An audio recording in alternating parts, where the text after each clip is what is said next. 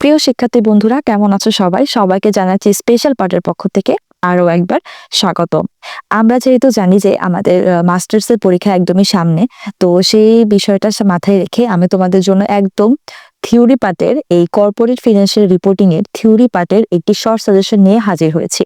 এই শর্ট সাজেশনটি তোমরা যদি ফলো করো, আমি আশা করি তোমাদের পরীক্ষার মধ্যে 100% প্রশ্ন কমন পড়বে। আমি এর আগের ভিডিওটাতে এই কর্পোরেট ফিনান্সিয়াল রিপোর্টিং এর অঙ্কের যে সাবজেক্টটি, অঙ্কের যে পার্টটি, সেই পার্টটির মধ্যে আমি তোমাদের 100% সাজেশন দিয়েছি, যেখান থেকে কিনা তোমরা অঙ্ক অনেক বেশি কমন পাবে। কিন্তু যেহেতু আমাদের এই বইটি কর্পোরেট ফিনান্সিয়াল রিপোর্টিং 50% ম্যাথ এবং 50% থিওরি, সেই সুবাদে আমাদের ম্যাথকেও যেমন স্ক্রিপ্ট করার কোনো জায়গা নেই, ঠিক তেমনি থিওরি পার্টকেও যে আমরা একটু কমিয়ে রাখবো বা একটু সরিয়ে রাখবো, সেটা তো আমরা পাচ্ছি না। তো আমাদের এখানে 50-50%ই এফোর্ট দিতে হবে। তো তোমরা যারা একদমই প্রিপারেশন নাওনি, পরীক্ষার জন্য তোমরা খুব টেনশনে আছো, তাদের জন্য আমি একটি থিওরি পার্টের একটি শর্ট সাজেশন তৈরি করেছি। এই শর্ট সাজেশনটি ফলো করলে তোমাদের আর আশা করি কোনো চিন্তা থাকবে না। তো আমি আজকে যে প্রথম অধ্যায়টি নিয়েছি, আর্থিক প্রতিবেদন এবং মৌলিক বিষয়সমূহ থিওরি পার্টের। আসলে এখান থেকে তোমরা অনেকে বলো যে খ পার্টের এক্সট্রা প্রশ্ন দিন, গ পার্টের এক্সট্রা প্রশ্ন দিন। তো খ পার্ট এবং গ পার্ট এটি আসলে বলা যায় না কোন পার্টে কোনটা চলে আসে। তোমরা খ এর জন্য এবং গ এর জন্য একসাথেই পড়াশোনা করবে, যেখান থেকে যেখানেই দিয়ে দেয় প্রশ্নটা, তোমরা ওইখান থেকে কিন্তু পারবে। তো দেখো, একটা যে প্রথম যে অধ্যায়টা আর্থিক প্রতিবেদনের মৌলিক বিষয়সমূহ, তোমাদের একটু বলে রাখি, যারা কিনা খুব বেশি পড়াশোনা করতে চাচ্ছ না, তাদের জন্য আমি বলবো প্রথম অধ্যায় এবং দ্বিতীয় অধ্যায়, এই দুটি অধ্যায় যদি তোমরা ভালো মতন পড়তে পারো, এখান থেকে তোমরা অনেকটা মার্কস কমন পেয়ে যাবে। ঠিক আছে, প্রথম অধ্যায় এবং দ্বিতীয় অধ্যায়টা খুব বেশি গুরুত্বপূর্ণ। প্রথম অধ্যায় দ্বিতীয় অধ্যায় থেকে যদি তোমরা একটু বেশি এফোর্ট দিয়ে পড়ো, পরবর্তীতে খুব বেশি প্রশ্ন আমি তোমাদেরকে দিইনি। তো দেখো, এখান থেকে যে প্রশ্নটি দিয়েছি আমি, কর্পোরেট আর্থিক প্রতিবেদন। দেখো, এগুলি বোর্ড প্রশ্ন পরীক্ষার মধ্যে এসেছে। তারপরে হচ্ছে সর্বজন স্বীকৃত হিসাব নীতিমালার উৎস। সর্বজন স্বীকৃত হিসাব নীতিমালার বৈশিষ্ট্য। হিসাব সংক্রান্ত প্রথা বা রীতি। হিসাব বিজ্ঞান সংক্রান্ত ধারণা ও প্রথার মধ্যে পার্থক্য।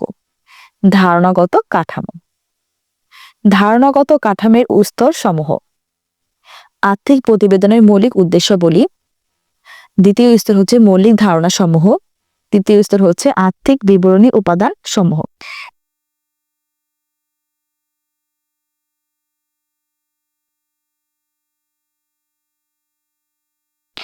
ব্যবসায় সত্তা ধারণার বৈশিষ্ট্য। হিসাবকাল ধারণার বৈশিষ্ট্য।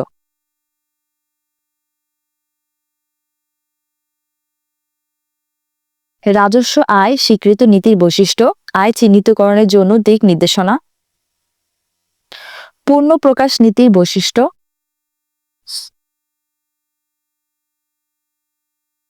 সর্বশেষ, আন্তর্জাতিক হিসাব মানের তালিকা এবং বাংলাদেশের এই অবস্থান।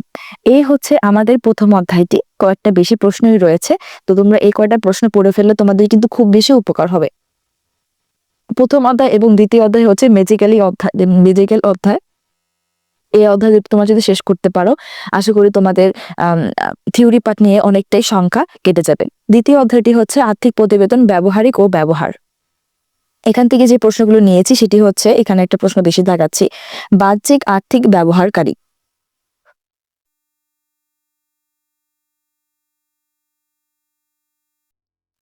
বাহ্যিক আর্থিক ব্যবহারকারী প্রত্যাশিত শেয়ার হোল্ডার, যে কারণে প্রত্যাশিত শেয়ার হোল্ডাররা রিপোর্ট ব্যবহার করে।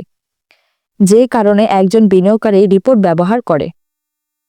যে কারণে বন্ড ডিবেঞ্চার্সরা রিপোর্ট ব্যবহার করে। বাংলাদেশের সিকিউরিটি অ্যান্ড এক্সচেঞ্জ কমিশন, যে কারণে বিএসইসি রিপোর্ট ব্যবহার করে। জাতীয় রাজস্ব বোর্ড।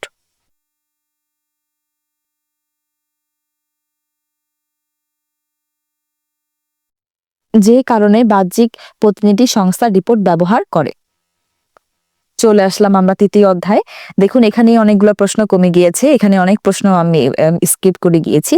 তৃতীয় অধ্যায় হচ্ছে আর্থিক প্রতিবেদন এবং প্রকাশকরণ। এর মধ্যে নগদ প্রবাহ বিবরণীর সংজ্ঞা, প্রকাশকরণ এর সংজ্ঞা, হিসাব তথ্য, হিসাব তথ্যের বস্তুনিষ্ঠা, হিসাব তথ্যের গুণগত বৈশিষ্ট্য। আর্থিক বিবরণী টিকাসমূহ উপস্থাপনের প্রয়োজনীয়তা।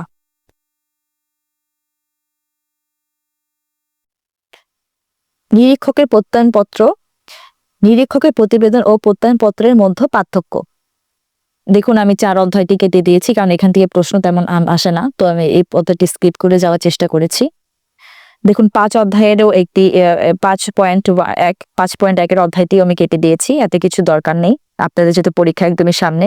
5.2 এর মধ্যে 2-1টা প্রশ্ন রেখেছি।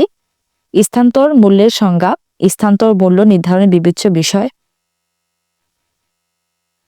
স্থানান্তর মূল্যের নির্ধারণের পদ্ধতি, ব্যয় ভিত্তিক স্থানান্তর মূল্য ও বাজার মূল্যের ভিত্তিক স্থানান্তর মূল্যের সাথে পার্থক্য।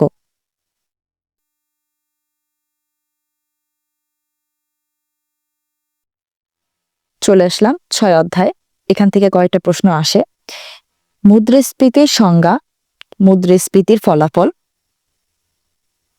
মূল্য স্তর ভিত্তিক হিসাব পদ্ধতি, প্রকৃতি ও বৈশিষ্ট্য।